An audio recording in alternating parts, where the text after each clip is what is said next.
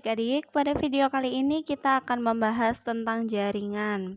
Pada soal kali ini diketahui ada beberapa pilihan jawaban dari A sampai dengan G, sedangkan yang ditanyakan pada soal adalah sel saraf yang berfungsi membawa impuls dari saraf pusat ke efektor adalah.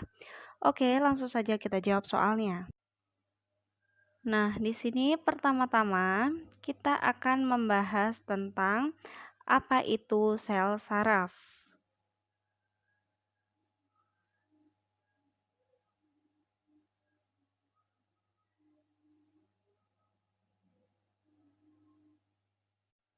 Sel saraf atau yang biasa disebut dengan neuron adalah jenis tertentu dari sel yang khusus untuk menyimpan dan mengirimkan informasi.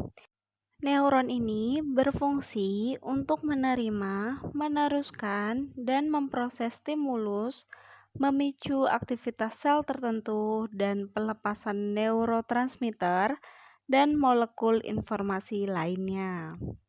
Sebuah sel saraf mempunyai satu badan sel yang mempunyai sitoplasma dan nukleus atau inti sel. Selain sel saraf, kita juga terdapat sel glia yang berfungsi sebagai support bagi sel saraf. Sistem saraf terdiri atas sel-sel saraf atau neuron. Neuron bergabung membentuk jaringan untuk menghantarkan impuls atau rangsangan. Neuron ini terdiri atas badan sel, dendrit, dan juga akson. Oke, setelah kita membahas definisi dari sel saraf, selanjutnya kita akan membahas tentang fungsi sel saraf.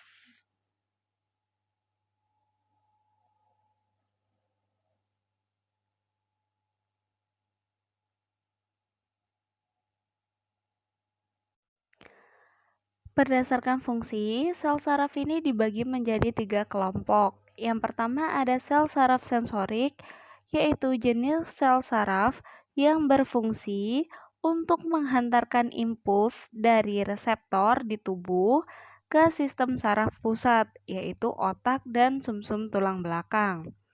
Yang kedua ada sel saraf motorik, yaitu jenis sel saraf yang berfungsi untuk menghantarkan impuls dari sel sistem saraf pusat ke sel otot atau kelenjar, sehingga tubuh akan menanggapi rangsangan dengan bergerak atau menghasilkan suatu produk sekresi. Yang ketiga ada sel saraf konektor, yaitu sel saraf yang berfungsi untuk menghubungkan sel saraf motorik dengan sel saraf sensorik atau berhubungan dengan sel saraf lain yang terdapat di dalam sel saraf pusat. Nah, berdasarkan pada uraian yang telah dikemukakan, maka dapat kita ambil kesimpulan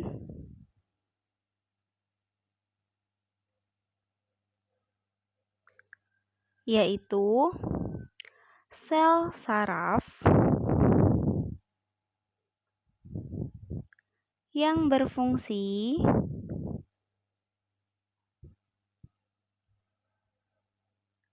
membawa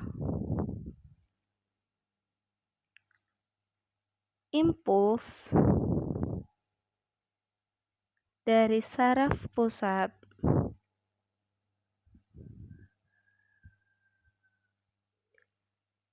ke efektor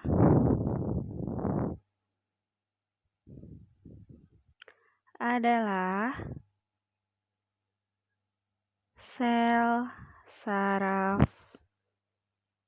motorik.